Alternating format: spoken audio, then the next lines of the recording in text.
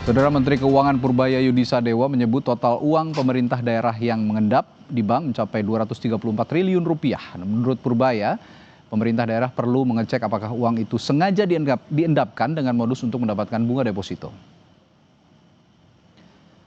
Menteri Keuangan Purbaya Yudisadewa menyoroti besarnya uang pemerintah daerah yang mengendap hingga 234 triliun rupiah. Menurutnya, penyerapan anggaran di daerah masih rendah. Padahal seharusnya digunakan untuk menggerakkan ekonomi di daerah.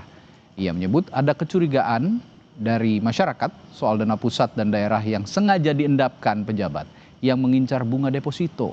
Pemerintah pusat akan mengecek soal itu dan berharap Pemda melakukan hal serupa.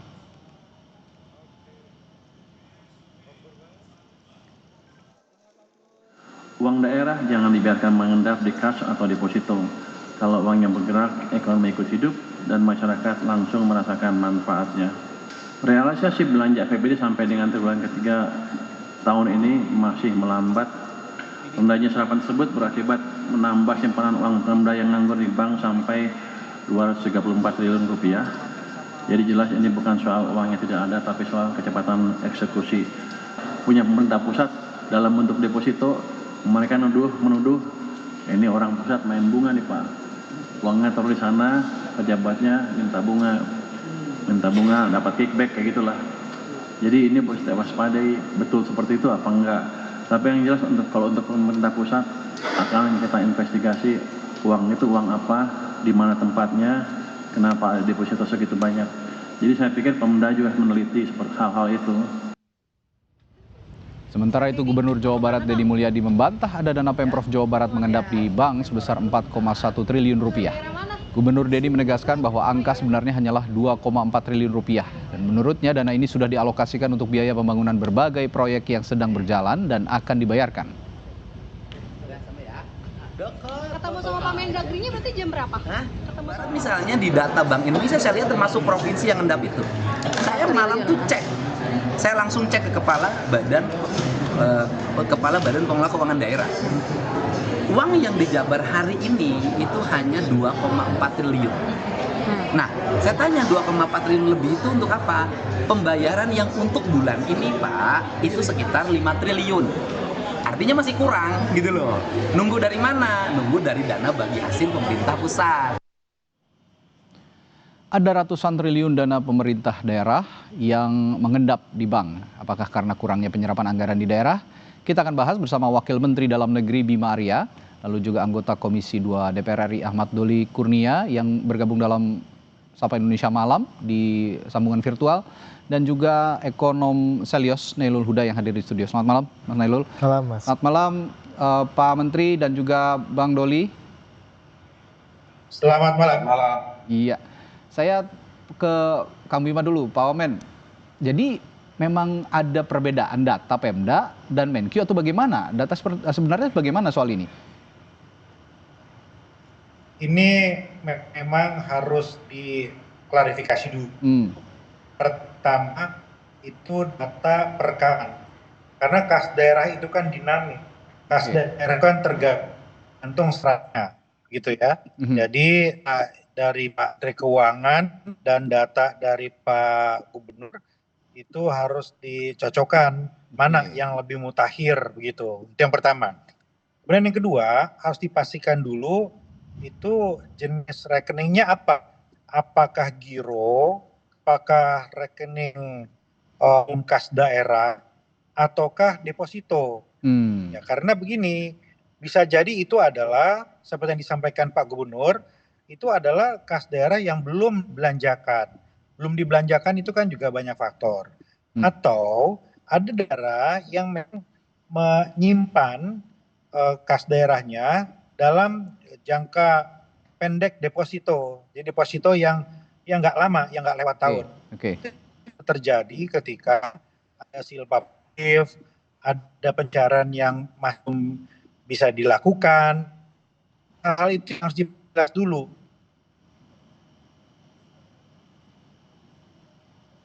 Ya, Kang Bima. Oke. Ya.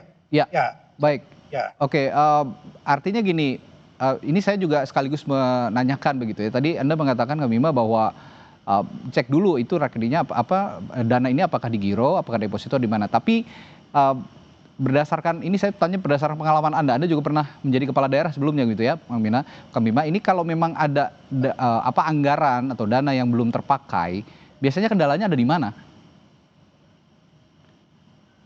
Pertama bisa karena gagal sehingga dana itu tidak bisa dieksekusi. Oke. Kedua bisa jadi juga karena terlambat mulai kegiatannya sehingga bergeser tuh pencairannya. Ketiga bisa jadi kalau itu dana dari pusat, DAU misalnya, itu terlambat datang atau juklak dan juknisnya juga lambat. Nih pejabat pembuat komitmen itu, PPK-nya itu mengeksekusi kegiatannya. Nah, jadi macam-macam faktornya harus dilihat satu persatu. Nah, kalau kami itu diminta oleh Pak Menteri untuk cek kalau misalnya belanja itu masih minimal di bawah target, maka apakah memang ada faktor yang belum jelas atau memang kelemahan dalam perencanaan atau dari pihak yang telat tuntunan teknisnya atau mungkin DAU-nya juga hanya telat misalnya. Oke. Ya, ini Pak Wamen sebenarnya sinyalnya agak terputus-putus, komunikasinya agak terputus-putus, namun kita akan coba perbaiki sambungannya. Tadi Pak Wamen sudah menjelaskan beberapa faktor yang menyebabkan mungkin saja ada tidak terpakainya anggaran di daerah dengan beberapa faktor. Tapi saya ingin juga ke Bung Doli dulu. Bung Doli, kalau dari perspektif DPR begitu, pandangan Komisi 2, saya ingin minta pandangan Anda dulu terhadap pernyataan Menkyu Purbaya tentang dana Pemda 234 triliun yang mengendap di bank. Ini katanya akibat belanjanya lambat. Nah, ini apakah ini menunjukkan kegagalan pengawasan atas APBD atau bagaimana menurut Anda? Ya, jadi ini saya kira informasi yang baru dan mengejutkan ya, jadi sekaligus mengejutkan kita. Karena kan kita selama ini tahu bahwa ketergantungan pemerintah daerah terhadap pemerintah pusat itu kan juga tinggi dari segi fiskal ya. Jadi ketika misalnya APBN 2026 dana TKD itu diturunkan dari 900 triliun sampai sekitar 600-an triliun itu, banyak kepala-kepala daerah yang komplain, yang protes. Bahkan kita sama-sama tahu beberapa minggu yang lalu itu asosiasi gubernur kan datang ke Menteri Keuangan mempertanyakan dan meminta kepada pemerintah pusat untuk tidak diberlakukan soal pemotongan itu gitu. Nah, ini kan tentu kontradiktif ya, atau bahkan kontraproduktif kalau seandainya selama ini disampaikan ada kekurangan, ternyata apabila benar ya ada anggaran sampai 234 triliun yang mengendap di kas daerah. Nah, tentu saya kira pertama kali pernyataan yang mengejutkan ini harus ditindaklanjuti dengan soal penjelasan lebih detail, lebih lanjut ya. Harus direkonsiliasi gitu data dari pemerintah pusat dengan data yang ada di daerah sehingga tidak menimbulkan ya kontroversi baru nanti ini. Nanti kan ini jadi sebelum ada pengawasan, tadi kembali ke pertanyaan bahwa lemah atau tidaknya pengawasan dari pemerintah daerah ini, itu sebelumnya harus kita dudukkan dulu ini persoalan ini anggaran yang tadi ya, yang mana gitu, dan kemudian harus dikonfirmasi juga kepada pemerintah daerah yang mana itu sebetulnya anggaran itu sampai bisa mencapai besar 234 triliun itu. Tapi begini Bung Doli, kalau menurut Anda tadi ini sesuatu yang baru dan lumayan mengejutkan begitu. Tapi untuk sebagian publik ini juga diwakili oleh Menkyu Purbaya yang mengatakan bahwa sebenarnya modus ini sudah terlihat publik cukup lama, kecurigaannya begitu ya, dalam tadi kecurigaannya. Karena apa? Banyak sekali proyek-proyek pemerintahan yang baru berlangsung di akhir tahun, menjelang tutup tahun, ini baru ada proyek-proyek dan ini langsung dikebut begitu. Nah, ini modus-modus ini yang dicurigai untuk mengendapkan katanya uang atau dana dari pusat di deposito sehingga nanti bunganya itu diambil begitu, tapi pertanggungjawabannya tidak jelas. Nah, ini bagaimana soal ini? Ya, itu adalah langkah berikutnya ya. Setelah kita memang clear nanti betul-betul mendapatkan informasi yang valid gitu ya, terkonfirmasi masing-masing daerah memang ternyata memang betul ada anggaran itu di kas daerahnya masing-masing. Ya. Nah, baru kita tahu penyebabnya kenapa, ya kan? Apakah memang tadi ada proses-proses lelang program yang belum berjalan atau tertunda gitu, atau ada tindakan-tindakan seperti tadi dugaan yang disampaikan itu ya, didepositokan dan lain-lainnya gitu. Itu akan bisa kita temukan setelah memang semuanya clear, diklarifikasi, direkonsiliasi data yang diperoleh oleh pemerintah pusat. Karena kan Menteri Keuangan juga mengatakan mereka dapat datanya dari BI. Bank Indonesia, betul ya? Ya. Bank Indonesia. Nah, jadi saya kira memang harus ada koordinasi nih antara Kementerian Keuangan, Kementerian Dalam Negeri, kemudian Bank Indonesia. Nah, bersama dengan seluruh kepala daerah, ya supaya memang semuanya clear dan duduk perkaranya jelas gitu. Ini kan sekarang saling lempar, tapi kemudian datanya begitu ditanya, kami nggak punya datanya ada di BI gitu loh. Nah ini kan saya kira nggak harus semuanya clear gitu. Siapa pihak-pihak yang memang selama ini mengetahui persis soal persoalan ini ya harus duduk bersama gitu. Sebelum saya tanyakan tindak lanjut nanti ke Pak Wamendagri, saya ke Mas Huda dulu. Mas Huda, soal modus tadi yang disinggung oleh Pak Purbaya, Pak Menkeu, ini temuan Selyos memang ada modus seperti itu atau bagaimana penelusurannya sejauh ini? Itu sebenarnya sudah lama. Sudah lama. Jadi memang yang sampaikan oleh Pak Purbaya bahwa masyarakat sudah melihat lama, memang sudah lama. Memang bahwa kalau kita lihat di terutama di bank pembangunan daerah ya, itu banyak sekali dana-dana dari Pemda, Pemprov maupun Pemkap ya, itu diendapkan di situ. Nah faktornya tadi misalkan banyak ya faktornya ya, bahwa kalau pertama pasti terkait dengan penyerapan yang cenderung lambat di awal tahun dan cepat di akhir tahun. Seperti biasanya, yang saya katakan tadi ya, proyek-proyek di akhir tahun begitu ya. Nah yang kedua adalah memang di dalam bank pembangunan daerah itu masih sangat ketergantungan terhadap dana Pemda itu tinggi. Jadi kalau saya lihat beberapa bank daerah ya, contohnya di Bank Banten misalkan. Bank Banten itu ketika Pemprov Banten itu mau cabut dari Bank Banten itu kelabakan. Karena apa? Karena mereka sudah sangat ketergantungan sekali dana dari pemerintah daerah. Nah, ketika mereka bisa dibilang ini ada dana sekian nih, ya udah cepatkan ke saya aja. Dan mereka putarkan dengan membeli SPN dan sebagainya. Sehingga nanti dari Pemprov pun dia dapat bunga di situ. Nah, masalahnya adalah apakah pencatatannya itu tercatat apa enggak gitu kan. Persoalan pertanggungjawaban tadi ya? Iya, pertanggungjawaban. Nah, kalau kita lihat di mata anggaran APBD, ternyata ada mata anggaran jasa lainnya. Jasa ataupun pendapatan PAD yang lainnya, yang di situ juga terdapat pendapatan bunga yang diperoleh dari penempatan dana daerah gitu. Tapi kalau begini, agar sifatnya tidak saling tuding begitu kira-kira Mas Huda. Bagaimana sih pembuktiannya bahwa ada sebenarnya modus-modus itu yang harus ditertibkan oleh terutama pemerintah pusat yang menyalurkan dana transfer daerah itu?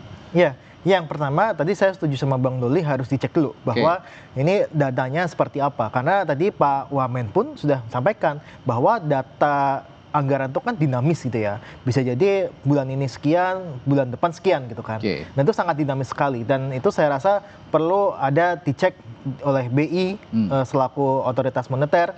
Kemudian juga dari OJK bisa ngecek di BPD seperti apa, Bank Umum seperti apa. Kemudian di situ juga disinkronkan dengan dana transfer dari pemerintah pusat. Misalkan tadi DAU ataupun DBH yang sudah ditransfer oleh pemerintah itu langsung disalurkan atau ditaruh dulu di bank daerah maupun bank umum gitu ya yang ada di daerah. Nah, saya rasa ini harus ada salah satu ya bisa kita bilang buka-bukaan data lah gitu.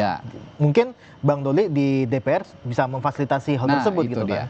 Nah, itu bisa kita dorong ke sana sehingga nanti clear nih. Nanti clear emang dia sumbernya dari mana, DBHK, DAUK, kemudian apakah memang dari besaran semua DPK yang ada di BPD, berapa persen sih yang dana daerah itu? Tapi masalahnya kan pemerintah daerah di Indonesia ini banyak sekali gitu ya, dari provinsi, kabupaten, kota. Nah kalau begitu saya tanya ke Pak Wamen juga, tindak lanjutnya yang praktikal gitu, yang praktis, yang cepat, bisa segera terkoordinasikan dengan baik, bagaimana kira-kira untuk mengetahui mana data yang benar begitu Pak Wamen? Saat ini Kemendagri masih berkoordinasi dengan Bank Indonesia. Oke. Untuk menjelaskan rekening itu rekening apa. Karena itu dulu yang paling penting begitu ya. Nah, ada beberapa di sini. Pertama adalah pembelanjaan dana yang belum dibelanjakan. Dan ini mungkin peran pemerintah daerah, kelemahan perencanaan, gagal lelang, dan lain-lain. Kedua, mungkin ini karena dari pusatnya terlampau atau julak-julik sampai. Nah, atau ini selektif.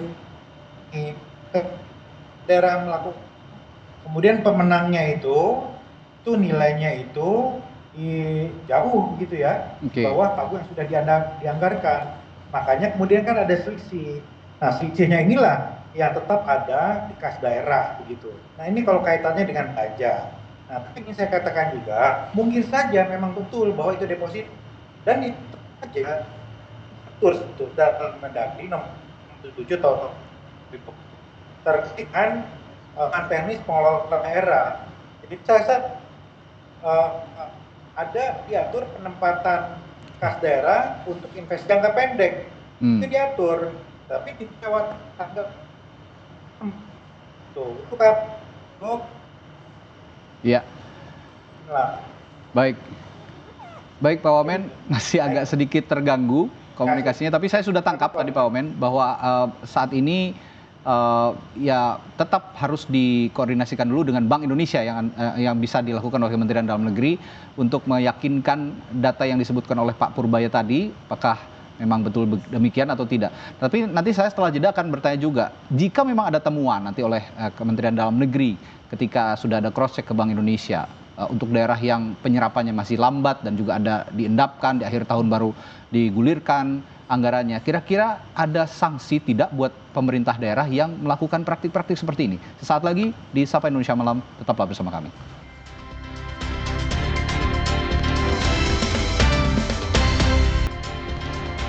Sikap yang akan diambil oleh Kementerian Dalam Negeri jika memang saat ini ada dugaan seperti itu akan berkoordinasi tadi seperti kata Pak Wamendagri, Pak Kang Bima Arya, ke Bank Indonesia untuk mengetahui apa sebenarnya yang terjadi dan bagaimana dana ini dikelola oleh masing-masing pemerintah daerah. Tapi begini Pak Wamen, kalau memang misalnya nanti ada temuan ya, seperti yang diduga oleh Pak Purbaya tadi, Pak Menkeu, sikap Kemendagri sendiri untuk daerah yang penyerapannya masih lambat, bagaimana? Apakah ada sanksi?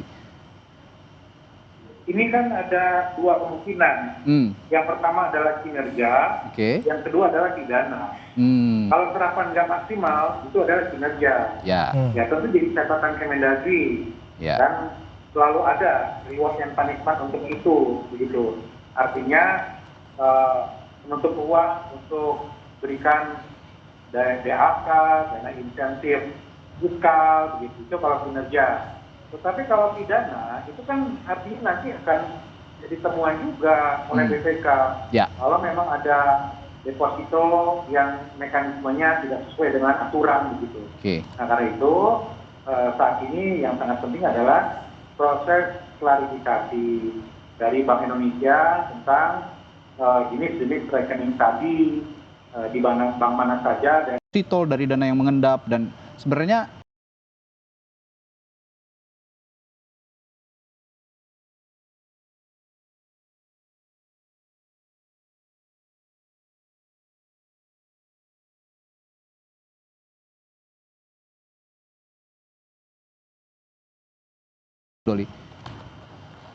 Iya, tentu ini akan menjadi kami akan mengambil langkah-langkah ya. Saya kira kepada pimpinan Komisi 2 nanti di awal masa sidang akan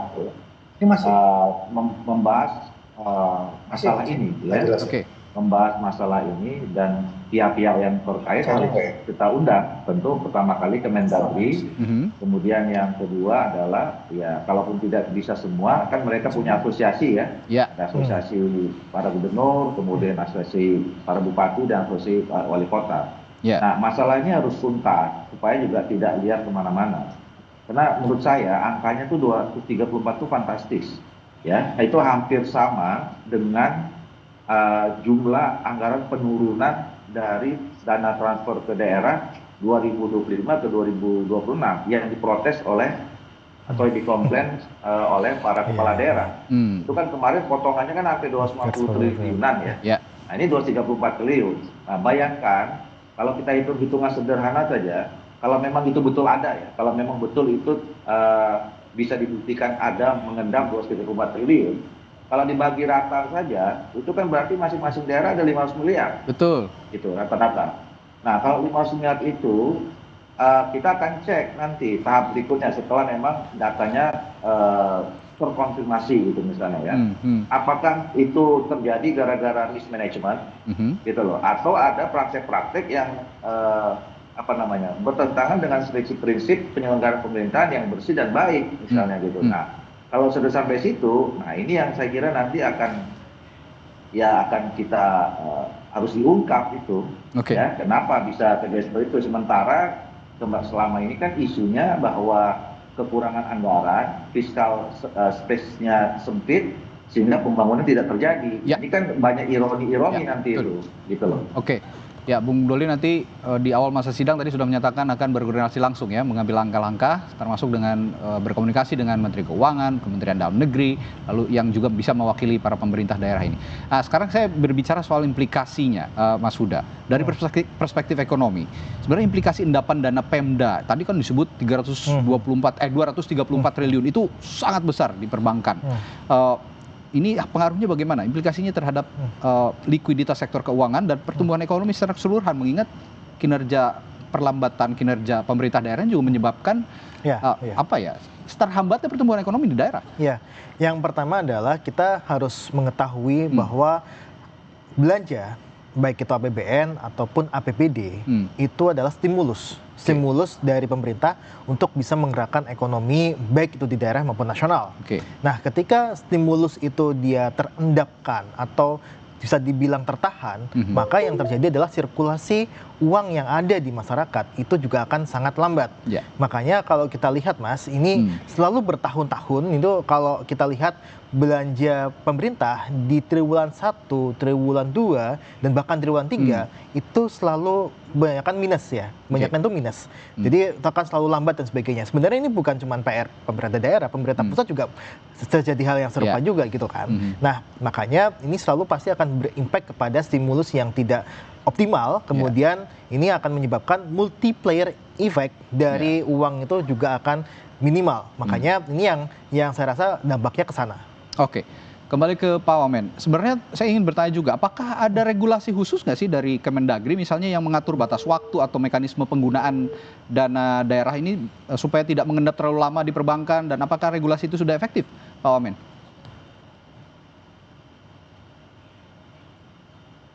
Ya, Kang Bima?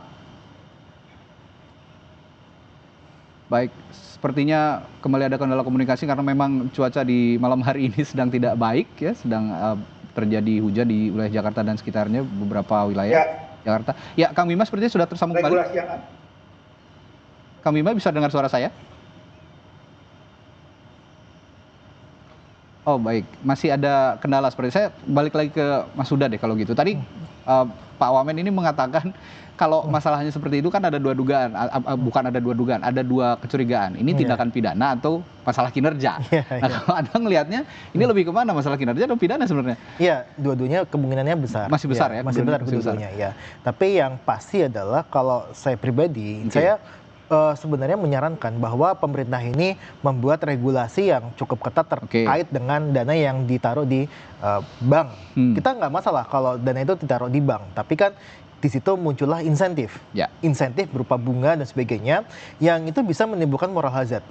Nah, maka kalau saya pribadi sebenarnya lebih memandang bahwa ketika ingin menyelesaikan masalah ini atau meminimalkan dampak dari endapan dana ini, ya dipotonglah insentifnya, dihilangkan insentifnya. Jadi tidak. Punishmentnya begitu ya? Ya, punishmentnya seperti itu. Jadi insentif bagi bank ataupun bagi pemerintah daerah yang naruh uangnya di bank itu tidak ada gitu kan. Jadi istilahnya tidak ada PAD yang dari perbankan. Tadi sebutkan juga sama Pak Wamen, sebenarnya ada aturan yang memang bisa digunakan justifikasi bahwa dana itu bisa ditempatkan di bank dan bisa mendapatkan bunga pengembalian dalam jangka pendek ya. Nah itu sebenarnya harusnya bisa diubah lah untuk aturan itu. Saya coba ke Pak Wamen lagi. Pak Wamen, Kang Bima, sudah bisa mendengar suara saya? Oke, sepertinya belum bisa juga. Baik, saya ke Bung Doli lagi. Bung Doli, kalau gitu rekomendasi Komisi 2... Iya, apakah suaranya? Oh, iya. Oh, sebentar. Baik, Pak Wamen? Iya. Iya, baik. Jelas suara saya? Baik. Sudah cukup jelas. Saya tadi bertanya Pak Wamen, di Kementerian Dalam Negeri sendiri ada regulasi khusus nggak yang mengatur batas waktu atau mekanisme penggunaan dana daerah supaya tidak mengendap terlalu lama di perbankan? Ya, sekarang begini ya. Sekali lagi diluruskan dulu, mungkin kan disampaikan angkanya besar sekali. Ya. Itu kan banyak daerah-daerah yang memang kapasitas fiskalnya besar, seperti DKI Jakarta, Jawa Tengah, Jawa Barat, Kalimantan Timur begitu ya.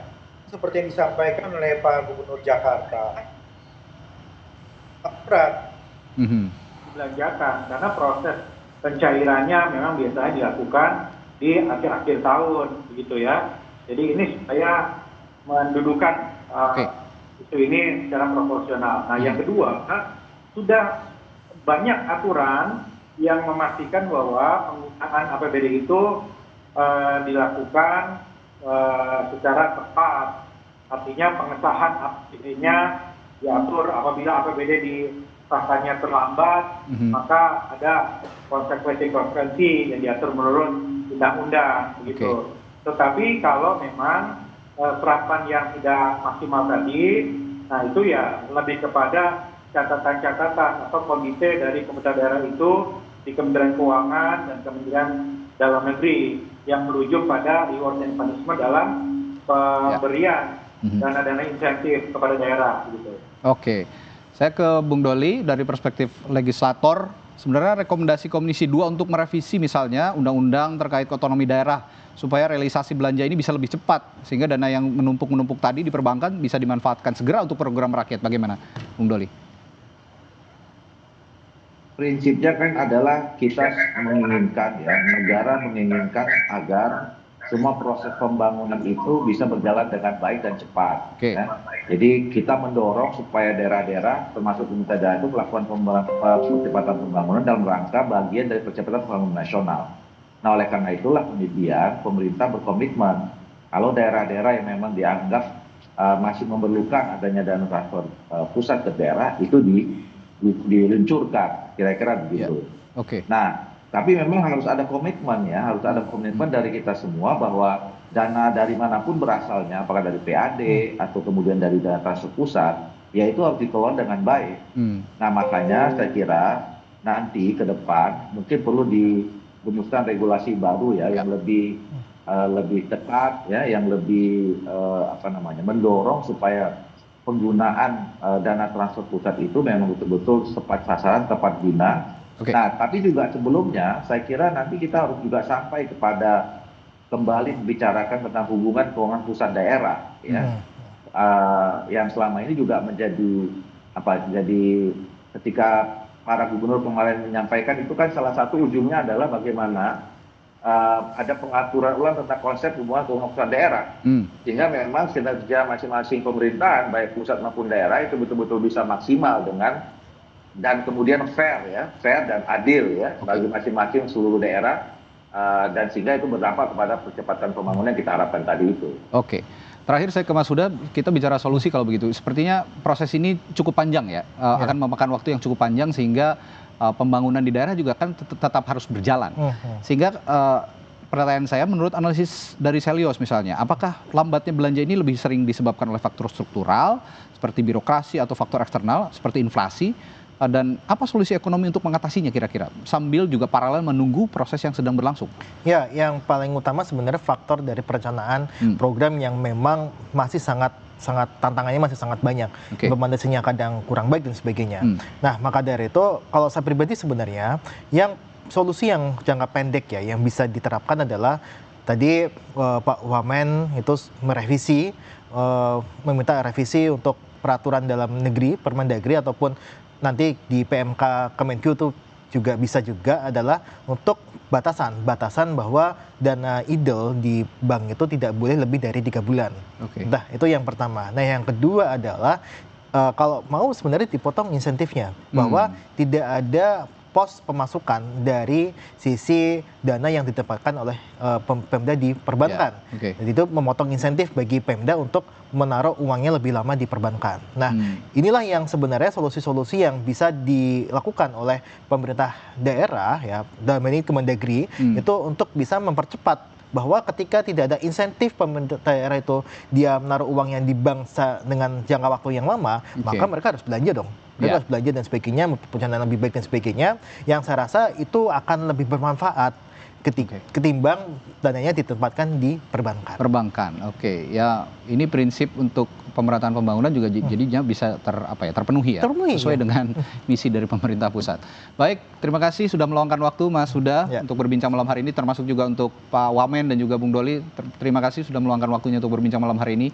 Kita jumpa lain waktu, Pak Wamen, Bung Doli dan Mas Huda. Selamat malam, sampai jumpa.